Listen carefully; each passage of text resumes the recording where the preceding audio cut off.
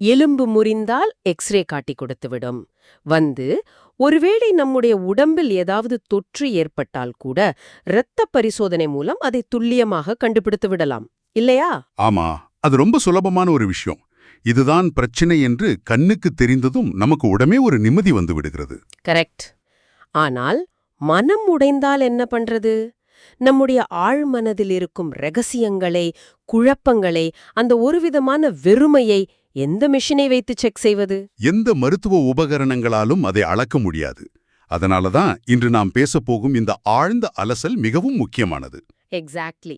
இந்த டீப் டைவ்க்கான சோர்ஸ்கள் ஓஷோ அவர்கள் 1986ஆம் ஆண்டு உருகுவேயில் வழங்கிய சொற்பொழிவுகளின் பதிவு. அதாவது பியாண்ட் சைக்காலஜி, உளவியலை தாண்டிய ஒரு நிலை என்ற தலைப்பில் அவர் பேசிய விஷயங்களைத்தான் இன்று நாம் முழுமையாக தோண்டி எடுக்கப் போகிறோம். இது எபிசோட் 42. இந்த உரைகளின் அடிநாதமே என்னன்னா, நம் மனதிற்குள் பலகாலமாக புதைந்துள்ள மாயைகளை விளக்கி தியானத்தின் பாதையை நோக்கி ஒரு வெளிச்சத்தை பாய்ச்சுவதுதான். சமூகமும் நமது வளர்ப்பும் நம் மீது ஏற்றி வைத்திருக்கும் சுமையை கீழே இறக்கி வைப்பதற்கான ஒரு வழிகுறை என்று கூட இதை சொல்லலாம். இதை ஒரு அன்றாட பிரச்சனையோட ஆரம்பிக்கலாம்னு நினைக்கிறேன். கண்டிப்பா. அப்படி ஆரம்பிப்பதுதான் கேட்பவர்களுக்கும் எளிதாக புரியும். சொல்லுங்கள். இது நம்மில் பலருக்கும் நடக்கக்கூடிய ஒரு விஷயம்தான். உங்களுக்கு எப்போதாவது நான் எதற்கும் தகுதியற்றவன் அல்லது நான் இதற்கு லாயக்கில்லை என்ற உணர்வு வந்திருக்கிறதா? ஒரு வேளையிலோ அல்லது ஒரு உறவிலோ நாம் போதுமான அளவு இல்லை என்ற ஒரு குற்ற உணர்ச்சி. ஓஹோ, இதைத்தான் இப்போதைய கார்ப்பரேட் உலகத்தில் இம்போஸ்டர் சிண்ட்ரோம் என்று சொல்வார்களே. ஆமா, அதேதான். என்னை பொறுத்தவரை இது ஒரு நெகட்டிவான விஷயம். இது ஒரு விதமான தாழ்வு மனப்பான்மை. ஆனால் இந்த சார்ஸை படிக்கும்போது எனக்கு ரொம்பவே ஆச்சரியமாக இருந்தது. தகுதியின்மை என்ற உணர்வே ஒரு மிகப்பெரிய வரம் என்கிறார் ஓஷோ. முதல் முறை கேட்கும்போது அது அப்படிதான் தோன்றும். இருங்க, நான் எதற்கும் லாயக்கில்லை என்று நினைப்பது எப்படி ஒரு வரமாக இருக்க முடியும்? அது ஒரு வித மன அழுத்தம் இல்லையா? அது ஒரு விதமான தாழ்வு மனப்பான்மை என்றுதான் நமக்கு தோன்றும். ஆனால் ஈகோ எனப்படும் அகங்காரத்தின் இயல்பை நாம் கொஞ்சம் கவனித்து பார்க்க வேண்டும். கீர்த்தன் என்ற ஒரு நபர் ஓஷோவிடம் இதே கேள்வியைதான் கேட்கிறார். அவர் என்ன கேட்கிறார்? தன்னிடம் இருக்கும் இந்த தகுதியின்மை உணர்வை குறித்து அவர் மிகவும் கவலைப்படுகிறார். அதற்கு ஓஷோ சொல்லும் விளக்கம் நமது பொது புத்தியையே அப்படியே புரட்டி போடுகிறது.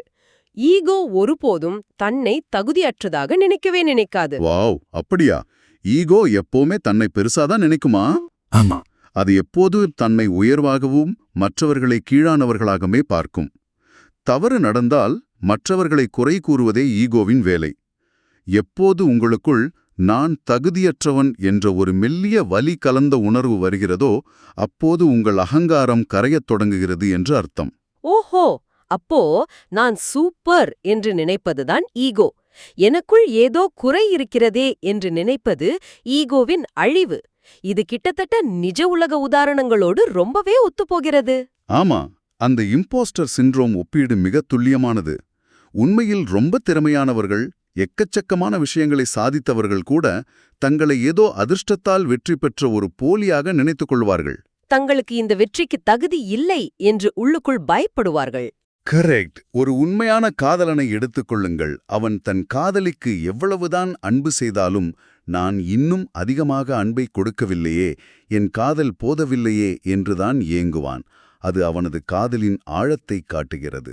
நிஜமாவே ஆழமான பார்வை.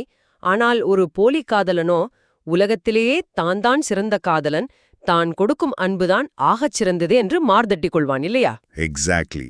எனவே அந்த தகுதியின்மை உணர்வு என்பது நீங்கள் உண்மையின் பக்கம் நெருங்குகிறீர்கள் என்பதற்கான அறிகுறி. ஆனால் சமூகம் நம்மை அப்படி பழக்கவில்லையே. நாம் எப்போதும் ஏதோ ஒன்றை சாதிக்க வேண்டும், தகுதியானவர்களாக மாற வேண்டும் என்றுதானே சிறுவயதிலிருந்தே மூளைச்சிலவை செய்யப்படுகிறோம். சமூகம் நம்மை அப்படித்தான் ஹிப்னாட்டைஸ் செய்து வைத்துள்ளது. அதாவது மனவசியம் செய்து வைத்துள்ளது. வெற்றியடைய வேண்டும், புகழ் பெற வேண்டும், முதலாளாக வர வேண்டும் என்று இடைவிடாமல் நம் காதுகளில் ஓதப்படுகிறது. நாமும் ஒரு விதமான மயக்க நிலையிலேயே வாழ்ந்து கொண்டிருக்கிறோம். இங்குதான் கவீஷா என்ற சந்நியாசியின் அனுபவத்தை ஓஷோ குறிப்பிடுகிறார். கவீஷா என்பவர் ஓஷோவின் பேச்சை கேட்கும்போது மெல்ல மெல்ல தான் மனவசியத்திலிருந்து விடுபடுவதாக உணர்கிறார். எந்த சுமை தன் மீது ஏற்றப்பட்டதோ அது இறங்குவதை அவர் உணர்கிறார். ஒரு நிமிடம் நிறுத்துங்கள். எனக்கு இங்கே ஒரு பெரிய சந்தேகம்.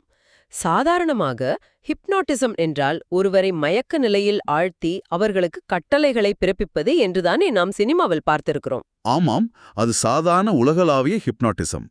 அப்போ இங்கே ஓஷோ எப்படி ஒருவரை டீஹிப்னோடைஸ் செய்கிறார்? அவர் என்ன மேஜிக் செய்கிறாரா? இல்லை, இது மேஜிக் கிடையாது. சாதாரண ஹிப்னாட்டிசம் என்பது ஒருவரை உறங்க வைத்து அவர் மீது சில எண்ணங்களை திணிப்பது. அது ஆபத்தானது. ஏனென்றால் அதில் நனவு மனம் தூங்கிவிடுகிறது. உங்களை யார் வேண்டுமானாலும் தவறாக பயன்படுத்த முடியும். ஓகே, அப்போ ஓஷோ செய்வது என்ன?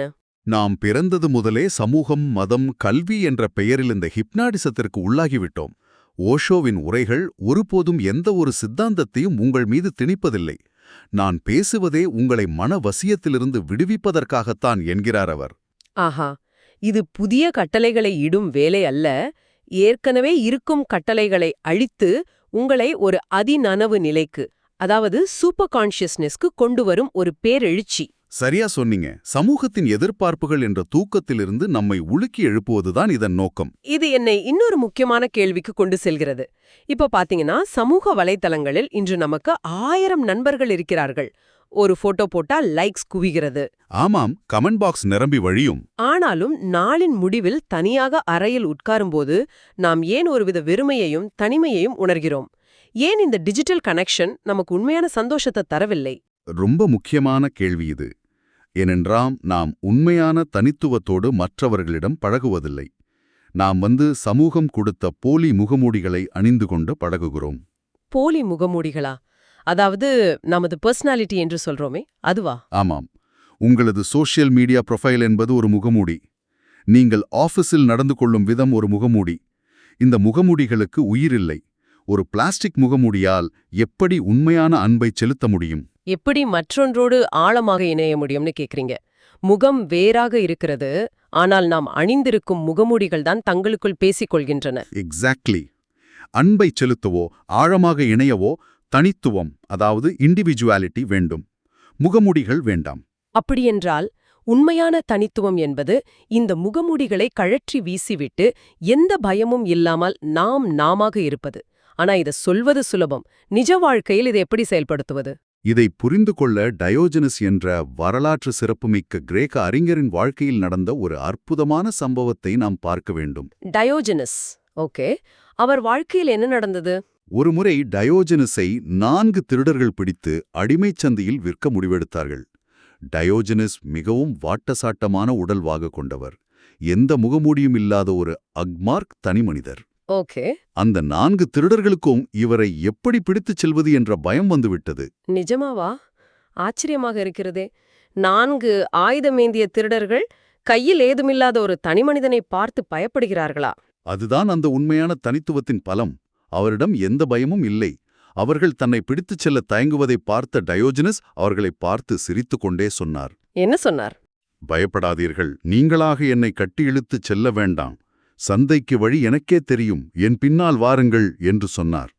இப்படி சொல்லிவிட்டு ஒரு எஜமானனைப் போல கம்பீரமாக நடந்து சென்றார். வாவ்! திருடர்கள் அவருக்கு பின்னால் அடிமைகளைப் போல சென்றார்களா? ஆமாம், சந்தையில் போய் நின்று கொண்டு அவரே உரக்க கத்தினார். இங்கே ஒரு எஜமானன் விற்பனைக்கு வந்திருக்கிறான். உங்களில் யாருக்காவது தைரியம் இருந்தால் என்னை விலைக்கு வாங்குங்கள். இந்த பாவம் 4 திருடர்களுக்கு கொஞ்சம் பணம் தேவைப்படுகிறது, அவர்களுக்கு உதவுங்கள். என்ன ஒரு அசாத்தியமான தைரியம்! தன்னை விற்க வந்த திருடர்களை பார்த்து பரிதாபப்படுகிறார். தன்னையே ஒரு எஜமான் என்று அடிமைச் சந்தையில் கூவி விற்கிறார். அப்புறம் என்ன நடந்தது? யார் அவரை வாங்கியது? அவருடைய அந்த அசாத்தியமான கம்பீரத்தை பார்த்து அங்கிருந்த ஒரு அரசன் அவரை விலைக்கு வாங்கினான். அரசனுடன் தேரில் செல்லும்போது டயோஜனஸ் சாதாரணமாக சொன்னார், உங்களுக்கு பிடித்தால் என்னை ஒரு அடிமையாகவே வைத்துக் கொள்ளுங்கள், நான் அதற்கு முழுமையாக சம்மதிக்கிறேன். அரசன் என்ன நினைச்சிருப்பான்? அந்த அரசன் குழம்பி போய், இல்லை இல்லை, நான் உன்னை நண்பனாகவே நடத்துகிறேன் என்றான். ஏனென்றால் ஒரு எஜமானனைப் போல நடந்து கொள்ளும் ஒருவனை எப்படி அடிமையாக நடத்துவது என்று அந்த அரசனுக்கே தெரியவில்லை. இது ஒரு அற்புதமான கதை. ஒரு கட்டத்தில் டயோஜனஸன் இந்த அதீத சுதந்திர மனப்பான்மையை பார்த்து பயந்து அரசன் அவரை விடுதலையே செய்துவிட்டான். இந்த கதையின் ஆழம் இப்போ புரிகிறது. ஒரு அரசன் அவரை விலைக்கு வாங்கிய பின்னும் டயோஜனஸ் தன் சுதந்திரத்தை ஒருபோதும் இழக்கவில்லை. கரெக்ட். நான் அடிமையாக இருக்க சம்மதிக்கிறேன் என்று அவராகவே முடிவெடுக்கிறார். அதாவது அவர் சந்தர்ப்பவசத்தால் அடிமையாகவில்லை, அது அவருடைய தேர்வு. யாரோ ஒருவர் திணிக்கும் அடிமைத்தனம் வேறு, நாமாக விரும்பி தேர்ந்தெடுக்கும் அடிமைத்தனம் என்பது வேறு. இது விடுதலையின் உச்சகட்டம். மிக முக்கியமான புள்ளி இது. உங்கள் முழு சம்மதத்தோடு எந்த பயமும் இல்லாமல் ஒரு விஷயத்தை நீங்கள் ஏற்றுக்கொள்ளும்போது அது உங்களை கட்டுப்படுத்த முடியாது. அந்த அளவுக்கு தன் சுயத்தின் மீது ஒருவருக்கு அசைக்க முடியாத நம்பிக்கை இருக்க வேண்டும். அதுதான் தனித்துவம். சரி, ஓகே, ஒரு நிமிஷம் இருங்கள். நாம் இவ்வளவு தூரம் மனதின் காயங்களைப் பற்றியும் சமூகத்தின் முகமூடிகளைப் பற்றியும் பேசுகிறோமே, இதையெல்லாம் சரி செய்யத்தான் உளவியல், அதாவது சைக்காலஜி என்ற ஒரு மாபெரும் அறிவியல் துறை 100 வருடங்களுக்கு மேலாக இருக்கிறதே. ஆமாம், உளவியல் இருக்கிறது. ஆனால் சிக்மண்ட் ஃப்ராய்ட் போன்ற மனநல அறிஞர்கள் பல வருடங்களாக ஆய்வு செய்து உருவாக்கிய ட்ரீம் அனாலிசிஸ், அதாவது கனவு பகுப்பாய்வு போன்ற முறைகள் இருக்கின்றன. அவற்றை வைத்து மனதின் ஆழத்தில் உள்ள குப்பைகளை நாம் ஏன் ரொம்ப சயின்டிஃபிக்காக சரி செய்ய முடியாது? ஏன் ஓஷோ உளவியலை தாண்டி செல்ல வேண்டும் என்கிறார்? இது ஒரு மிக வலுவான கேள்வி. இதுதான் இந்த சோர்ஸின் மையப்புள்ளியும் கூட. உளவியல் ஏன் முழுமையாக வேலை செய்யாது என்பதற்கு ஓஷோ மிக தெளிவான தர்க்கரீதியான விளக்கங்களை முன்வைக்கிறார். அது என்ன லாஜிக்? முதலில் நமது மனதின் கட்டமைப்பை புரிந்து கொள்ள ஒரு சின்ன உதாரணத்தை பார்ப்போம். நமது மனம் என்பது ஒரு பெரிய வீடு என்று வைத்துக் கொள்வோம். அதில் நனவிலி மனம், அதாவது அன்கான்ஷியஸ் மைண்ட் என்பது பல வருடங்களாக குப்பைகள் சேர்ந்திருக்கும் ஒரு இருட்டாரை. ஓகே, அந்த இருட்டறையை சுத்தம் செய்ய வேண்டும். அந்த குப்பைகளை வெளியேற்ற வேண்டும் என்றால் அது நனவு மனம் என்ற பிரதான வாசல் வழியாக தான் வெளியே வர வேண்டும். அதாவது மெயின் கேட் வழியாக வர வேண்டும். வேறு குறுக்கு வழியே இல்லை. ஆமாம், வீட்டின் குப்பைகளை மெயின் கேட் வழியாகத்தான் வெளியே கொண்டு வர முடியும். அதை தவிர வேறு வழி இல்லை. ஆனால் சிக்மண்ட் ஃப்ராய்ட் என்ன செய்தார் என்றால், இந்த மெயின் கேட் வழியாக வராமல் கனவுகள் என்ற ஒரு பின்வாசல் வழியாக அந்த குப்பைகளை வெளியேற்ற முயற்சி செய்தார். இந்த கனவு பகுப்பாய்வு ஏன் தோற்றது என்பதற்கு 4 மிக முக்கியமான காரணங்களை ஓஷோ அடுக்கிறார். 4 காரணங்களா? முதலாவது என்ன? முதலாவது நம்மால் ஒரு நாளின் எல்லா கனவுகளையும் நினைவில் வைத்திருக்கவே முடியாது. ஒரு இரவில் நாம் பல கனவுகளை காண்கிறோம். ஆனால் தூக்கத்திலிருந்து எழும்போது காணும் கடைசி கனவு மட்டும்தான் நினைவில் இருக்கும். மற்றவை இருட்டிலேயே காணாமல் போய்விடும். இது நிஜம்தான். பல நேரங்களில் தூங்கி எழும்போது ஒரு கனவு ஞாபகம் இருக்கும். பிரஷ் செய்து கொண்டிருக்கும்போது பாதியிலேயே அது மறந்து போய்விடும். நாம் ஒரு துண்டு கனவை மட்டும்தான் நினைவில் வைத்திருக்கிறோம். சரி, இரண்டாவது காரணம் என்ன? இரண்டாவது, அந்த கனவுகள் நிஜம் என்பதை நமது நனவு மனம் ஒருபோதும் நம்பாது. நீங்கள் கனவில் ஒரு மலையிலிருந்து கீழே விழுவது போல பார்த்தால் விழித்தவுடன் அப்பாடா, இது வெறும் கனவுதானே என்று மனம் அதை எளிதாக புறக்கணித்துவிடும். ஆமாம், எது நிஜம் இல்லையோ அதை வைத்து எப்படி ஒரு உண்மையான மனச்சிக்கலை அவிழ்க்க முடியும்? பயங்கரமான கனவாக இருந்தாலும் மூளையின் ஒரு ஓரத்தில் இது ஏதோ சினிமா படம் போல ஓடுகிறது என்ற எண்ணம் இருந்து கொண்டே இருக்கும். எக்ஸாக்ட்லி. மூணாவது லாஜிக் என்னன்னா, அறிவியலின் அடிப்படை விதியான மீண்டும் மீண்டும் நிகழும் தன்மை கனவுகளில் இல்லை. ரெப்பிட்டிஷன், அதாவது ஒரே ரிசல்ட் திரும்ப வர வேண்டும், இல்லையா? ஆமா. நீங்கள் ஒரு வேதியியல் சோதனையை செய்தால் 1000 முறை செய்தாலும் அதே முடிவுதான் வரவேண்டும். ஆனால் கனவில் நேற்று வந்த கனவு இன்று வராது, இன்று வருவது நாளை வராது. ஒரு சோதனை குழாயில் கனவை ஊற்றி வைத்து ஆராய்ச்சி செய்ய முடியாது. ஒரு சயின்ஸ் தியரியை நிரூபிக்க வேண்டும் என்றால் ரிசல்ட் கன்சிஸ்டன்டாக இருக்க வேண்டும். கனவில் அது சாத்தியமே இல்ல. இது ரொம்பவே யோசிக்க வேண்டிய பாயிண்ட். அப்போ நான்காவது மற்றும் மிக முக்கியமானது கனவுகளுக்கென்று தனியான மொழியோ இலக்கணமோ கிடையாது. அது வெறும் படங்களின் தொகுப்பு. உங்கள் கனவில் ஒரு குதிரை பறப்பது போல வருகிறது என்று வைத்துக்கொள்வோம். அது வெறும் ஒரு காட்சி. அந்த காட்சியை எப்படி புரிஞ்சு கொள்வது? மனநல மருத்துவர் தனக்கு தெரிந்த மாதிரி தன் சொந்த அனுபவத்தைக் கொண்டு அதை மொழிபெயர்க்க வேண்டும். இது எவ்வளவு பெரிய ஆபத்து தெரியுமா? அடா, இருங்க. ஒரு கனவுக்கு ஸ்டாண்டர்டான மொழி இல்லை என்றால் அந்த டாக்டர் அவருக்கு தோன்றியதை என் கனவின் மீது திணிக்க வாய்ப்பு இருக்கிறதே. ஆமாம், அதுதான் நடக்கும். இப்போ என் டாக்டர் எப்போது பார்த்தாலும் பவர், பணம் என்று யோசிப்பவர் என்றால், நான் பறக்கும் குதிரையை கண்ட கனவை, ஓஹோ, உங்களுக்கு ஆபீஸில் ப்ரொமோஷன் வாங்க ஆசை இருக்கிறது, அதான் இப்படி கனவு வருகிறது என்று சொல்லிவிடுவாரா? அந்த அற்புதம் அங்கேதான் நடக்கிறது. அதுதான் உளவியலின் மிகப்பெரிய பிரச்சனை. இது முற்றிலும் ஒரு சார்புநிலை, அதாவது சப்ஜெக்டிவிட்டி மட்டுமே. வெவ்வேறு டாக்டரிடம் போனால் வெவ்வேறு விளக்கம் கிடைக்குமா? கண்டிப்பா. நீங்கள் சிக்மண்ட் ஃப்ராய்டன் சென்றால் அவர் எல்லாவற்றையும் பாலியல் கண்ணோட்டத்தில்தான் பார்ப்பார். உங்கள் கனவில் வரும் எல்லாவற்றிற்கும் பாலியல் சார்ந்த அடக்குமுறை என்று விளக்கம் கொடுப்பார். வாவ், அப்படியா? அதே கனவை கார்ல் ஜங்கிடம் கொண்டு சென்றால் அவர் அதை பழங்கால தொன்மங்கள் என்பார். ஆல்ஃபிரட் அடிலரிடம் சென்றால் இது உங்களுடைய அதிகார ஆசை என்பார். இதெல்லாம் வெறும் அவர்களின் சொந்த கற்பனை, அவர்களின் சொந்த ஈடுபாடுகள். கேட்கவே பயமாக இருக்கிறதே. நான் என் மனதின் குப்பையை சுத்தம் செய்ய போனால் அவர் தன் மனதின் குப்பையை என் மீது கொட்டிவிடுவார் போல இருக்கிறதே. அப்படியென்றால் இந்த உளவியல் முறைகளை தாண்டி மனதின் இருட்டறையில் இருக்கும் குப்பைகளை எப்படித்தான் வெளியேற்றுவது? இங்குதான் தியானம் உள்ளே வருகிறது. உளவியல் அந்த இருட்டறைக்குள் ஒரு சின்ன டார்ச் லைட் அடித்துக்கொண்டு அங்குமிங்கும் தேடுகிறது. ஆனால் தியானம் என்ன செய்கிறது என்றால் நேரடியாக மெயின் கதவை திறந்து விடுகிறது. நேரடியாக மெயின் கேட்டையே திறந்து விடுமா? ஆமாம். தியானத்தின் மூலம் உங்கள் நனவு மனம் அமைதியாகும்போது எந்த கனவுகளின் உதவியும் இல்லாமல், எந்த மனநல மருத்துவரின் மொழிபெயர்ப்பும் இல்லாமல் உங்கள் மனம் நேரடியாகவே தனது குப்பைகளை மெயின்கேட் வழியாக வெளியேற்றத் தொடங்குகிறது. எந்த இடையூறும் இல்லாமல் தானாகவே நடக்கும் ப்ராசஸ் இது. அமைதியாக உட்கார்ந்திருக்கும்போது கோபம், பயம், பொறாமை என எல்லாமே வெளியேறி காற்றில் கரைந்துவிடும். அதுதான் நிஜமான விடுதலையை தரும். அருமையான ஒரு விளக்கம். மூடிய அறைக்குள் டார்ச் அடித்து தேடுவதை விட கதவை திறந்து சூரிய ஒளியை உள்ளே விடுவது எவ்வளவோ சிறந்தது. ஆனால் ஒரு நிமிடம். சொல்லுங்கள், என்ன சந்தேகம்? தியானம் செய்து இந்த விடுதலையை நாம் உணர்ந்தாலும் நம் அன்றாட வாழ்க்கைக்கு திரும்பும்போது இன்னொரு பெரிய பிரச்சனை வந்து நிற்கிறதே. என்ன பிரச்சனை அது? நம்மிடம் என்ன இருந்தாலும் நமக்கு திருப்தியே இருப்பதில்லை. நாம் எவ்வளவுதான் தியானம் செய்தாலும் இன்ஸ்டாகிராமையோ ஃபேஸ்புக்கையோ திறந்தால் அங்கே யாரோ ஒருவர் புது கார் வாங்கியிருப்பார், வெளிநாட்டிற்கு ட்ரிப் போயிருப்பார். ஆமா, அதை பார்த்ததும் நமக்கு ஒரு விதமான ஏமாற்றம் வரும். அதை பார்த்தவுடனே நம் வாழ்க்கை என்னடா இது என்று சலிப்பு வந்துவிடும்.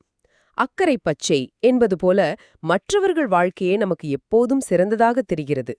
ஏன் இந்த எலிப்பந்தயம் நம்மை விடாமல் துரத்துகிறது? ஏனென்றால் சமூகம் உங்களை உங்களது இயல்பான ஆற்றலிலிருந்து ரொம்ப தூரம் திசை திருப்பி விட்டது. இயற்கையை பொறுத்தவரை மனிதனுக்கு பணம் என்ற ஒன்றையே அது அறிமுகப்படுத்தவில்லை. பணம், பதவி, புகழ் எல்லாமே மனிதனாக உருவாக்கிக் கொண்ட ஒரு அமைப்பு இல்லையா? ஆமாம். ஆனால் இன்று யாரோ ஒருவரிடம் பணம் இருக்கிறது, அவர் சந்தோஷமாக இருக்கிறார் என்று நினைத்து உங்களுக்கு அது செட்டாகுமா ஆகாதா என்று கூட தெரியாமல் நாமும் பணத்திற்கு பின்னால் ஓடுகிறோம். நாம் மனிதர்கள் ஒரு செடியைப் போல வளர வேண்டியவர்கள். ஆனால் சமூகம் நம்மை ஒரு மிஷினைப் போல மாற்றிவிட்டது. இத சொல்வது ரொம்ப. உங்களின் இயல்பான தன்மை எதுவோ அதில் நீங்கள் ஆழமாக வேரூன்றி நின்றால் உங்களுக்கு வெளியே எந்த புயல் அடித்தாலும் உங்களை யாராலும் அசைக்க முடியாது. இந்த இடத்தில் இந்த தத்துவங்கள் எல்லாம் சும்மா புத்தகத்தில் படிக்கும் வார்த்தைகள் அல்ல என்பதை நிரூபிக்கும் வகையில் ஓஷோவின் வாழ்விலேயே நடந்த சில சம்பவங்களை இந்த சோர்ஸ் சுட்டிக்காட்டுகிறது. இது எந்த அரசியல் சார்போ விருப்பு வெறுப்போ இல்லாத ஒரு நேரடி பதிவு என்பதை நீங்கள் புரிந்து கொள்ள வேண்டும். ஆமாம், ஓஷோ அமெரிக்கச் சிறையில் அடைக்கப்பட்டிருந்த போது நடந்த சம்பவம் அது. அவரை மனதளவில் உடைக்க பல முயற்சிகள் நடந்தன. அதிகாலை 4 மணிக்கு அவரை எழுப்பி உங்களை அதிகாரி விமான நிலையத்திற்கு அழைத்துச் செல்வார், தயாராக இருங்கள் என்று கூறுவார்களாம். ஆனால் அந்த அதிகாரி வந்தது மாலை 5 மணிக்கு. அதிகாலை 4 மணியிலிருந்து மாலை 5 மணி வரை எந்த புத்தகமும் இல்லாமல், பேச யாரும் இல்லாமல் ஒருவரை சும்மா உட்கார வைப்பது என்பது எவ்வளவு பெரிய மனரீதியான சித்திரவதை. ஒரு சாதாரண மனிதனாக இருந்தால் எரிச்சல் அடைந்து கத்தியிருப்பார். ஆமா, 13 மணி நேரம் காத்திருப்பது. இங்கே இன்டர்நெட் 13 செகண்ட் வேலை செய்யவில்லை என்றாலே நமக்கு கோபம் தலைக்கேறி விடுகிறதே. ஓஷோ எப்படி ரியாக்ட் செய்தார்? அதுதான் அந்த அசைக்க முடியாத தன்மையின் உச்சம். ஓஷோ என்ன சொன்னார் தெரியுமா? அதில் என்ன கவலை இருக்கிறது? நான் என் அறையில் இருந்தாலும் சும்மாதானே அமர்ந்திருந்திருப்பேன். அட, எவ்வளவு அமைதியான ஒரு பதில். இங்கே நாற்காலியில் காத்திருக்கும் போதும் சும்மாதான் அமர்ந்திருக்கிறேன். இது என் அமைதியை சற்றும் குலைக்கவில்லை என்று மிகவும் இயல்பாக கூறினார். அந்த அதிகாரிகளே அவரது இந்த அமைதியை பார்த்து மிரண்டு விட்டார்கள். தன்னை சுற்றியிருக்கும் உலகமே தன்னை எதிர்த்தாலும் தன் உள்ளே இருக்கும் அமைதியை யாரும் திருட முடியாது என்கிற ஒரு மாபெரும் அசைக்க முடியாத திருப்தி மனநிலை இது. ஐரோப்பிய நாடுகள் முழுவதுமே அவர் தங்கள் விமான நிலையங்களில் இறங்க தடை விதித்த போதும் அவர் கலங்கவில்லை அல்லவா? இல்லவே இல்லை. அவர்கள் எனக்கு எந்த நாட்டிலும் இடமளிக்கவில்லை என்றால் என்ன? என் சந்நியாசிகளுடன் ஒரு பெரிய கப்பலை வாங்கிக் கொண்டு நடுக்கடலில் நான் வாழ்ந்து கொள்வேன். உலக வரைபடத்தில் எனக்கென்று ஒரு இடமே இல்லை என்றாலும் என்னை யாராலும் அசைக்க முடியாதே என்ற அவரது அசைக்க முடியாத தன்னம்பிக்கையை இங்கே நாம் கவனிக்க வேண்டும். வாவ், உங்களை அசைக்க முடியாது என்கிற அந்த மனநிலை ரொம்ப முக்கியமானது. உங்கள் புல்வெளியை நீங்கள் பச்சையாக வைத்திருந்தால் உலகம் முழுதும் பாலைவனமாக மாறினாலும் உங்களுக்கு எந்த பாதிப்பும் இல்லை. ஓகே, சோ இந்த முழுமையான தேடலிலிருந்து நாம் எடுத்துக்கொள்ள வேண்டிய மிக முக்கியமான செய்தி என்னவென்றால், நாம் மற்றவர்களை பார்த்து ஓடுவதே முதலில் நிறுத்த வேண்டும். ஆமாம், சமூக வலைத்தளங்களுக்காகவோ உறவுகளுக்காகவோ நாம் அணிந்திருக்கும் அந்த போலி முகமுடிகள் நமக்கு தேவையில்லை. மற்றவர்கள் நம்மை அங்கீகரிக்க வேண்டுமென்ற மன வசியத்திலிருந்து நாம் விழித்தெழ வேண்டும். நமக்கு தேவையான அனைத்தும் நமக்குள் இயல்பாகவே ரொம்ப ஆழமாக இருக்கிறது. நீங்களே உங்களுக்கு போதுமானவர்கள். மிக சரியாக தொகுத்தீர்கள். நாம் எப்போதுமே வெளியில தான் தேடிக்கொண்டிருக்கிறோம். ஆனால் பொக்கிஷம் நமக்குள் தான் இருக்கிறது. டயோஜினஸைப் போல ஒரு சுதந்திரமான தனிமனிதனாக இருப்பதும் அமைதியை தேடி நேரடி வாசல் வழியாக பயணிப்பதும் மட்டும்தான் நமக்கான விடுதலை. இந்த ஆழமான விவாதத்தை முடிப்பதற்கு முன் இதை கேட்கும் உங்களுக்காக ஒரு இறுதிச் சிந்தனையை நான் முன்வைக்க விரும்புகிறேன். இதை நீங்கள் தனியாக இருக்கும்போது கொஞ்சம் யோசித்து பாருங்கள். சொல்லுங்கள், அந்த சிந்தனை என்ன? உளவியல் என்பது நமது கடந்த காலத்தின் குப்பைகளை ஒரு எக்ஸ்ரே மிஷின் வைத்து தோண்டி எடுத்து ஆராய்ச்சி செய்கிறது. ஆனால் தியானம் என்பது உங்கள் கடந்த கால குப்பைகளை அப்படியே விட்டுவிட்டு உங்களின் நிகழ்காலத்தை முழுமையான அமைதியால் நிரப்புகிறது. ரொம்ப ஆழமான ஒரு ஒப்பீடு இது. நீங்கள் இன்னும் உங்கள் கடந்த காலத்து துயரங்களை ஆராய்ச்சி செய்து கொண்டே இருக்கப் போகிறீர்களா? அல்லது கடந்த காலத்தை அப்படியே கீழே போட்டுவிட்டு நிகழ்காலத்தின் அசைக்க முடியாத அமைதிக்குள் நுழையப் போகிறீர்களா? யோசியுங்கள். பியாண்ட் சைடாலஜி என்ற தலைப்பில் ஓஷோ அவர்கள் 1986ஆம் ஆண்டு உருகுவேயில் வழங்கிய சொற்பொழிவுகளில் இது எபிசோட் 42. அமெரிக்காவை விட்டு வெளியேறிய பிறகு உருகுவேயின் பண்டா டெல் எஸ்தே நகரில் தனது சந்நியாசிகளுக்கு வழங்கிய இந்த உரைகள் உளவியலின் வரம்புகளை ஆராய்ந்து தியானத்தின் பாதையை நோக்கி வழிகாட்டுகின்றன. வாங்க, அமைதிக்குள் நுழைவோம். இப்போது வீடியோவின் இறுதிப் பகுதி. இவ்வளவு நேரம் கேட்டதுக்கு ரொம்ப நன்றி. இந்த Tamil voice reads channel monetisation இல்லாம தான் நடக்குது. இந்த ஆடியோ புத்தகம் உங்களுக்கு பயன் தருது என்று நினைத்தால் இந்த முயற்சி தொடர்ந்து போக உங்க ஆதரவு மிகவும் உதவும். என்னுடைய இந்த முயற்சிக்கு நன்கொடை அளிக்க விருப்பம் இருந்தால் டிஸ்கிரிப்ஷன்ல கொடுக்கப்பட்டுள்ள UPI ID மூலம் வழங்கலாம். உங்களால் முடிந்த அளவு போதும். சிறிய ஆதரவும் பெரிய உதவிதான். இந்த வீடியோ உங்களுக்கு பயனுள்ளதாக இருந்தால் சப்ஸ்கிரைப் பண்ணுங்க, மற்றவர்களுக்கும் பகிர்ந்து கொள்ளுங்க. இந்த கருத்துக்கள் அவர்களுக்கும் தேவையாக இருக்கலாம். லைக் பண்ணுங்க. உங்க கருத்துக்களை கமெண்ட்ல பகிருங்க. மனப்பூர்வமான நன்றி.